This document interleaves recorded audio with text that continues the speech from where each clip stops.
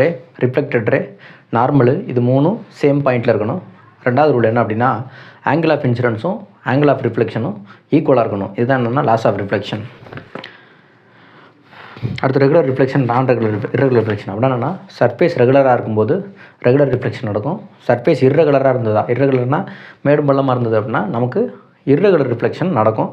ஆனால் ஒவ்வொரு தடவையுமே லாஸ் ஆஃப் ரிஃப்ளெக்ஷன் அது ஒபே பண்ணிக்கிட்டே இருக்கும். Angle of deviation due to reflection. Angle of deviation due to reflection அப்படின்னா இப்போ நேராக வர லைட்டு இன்சிடென்ட், அது பட்டு திரும்ப அதே மீடியத்தில் போகிறது ரிஃப்ளெக்டட் ரே. அப்போ இன்சிடென்ட் ரே, ரிஃப்ளெக்டட் ரே.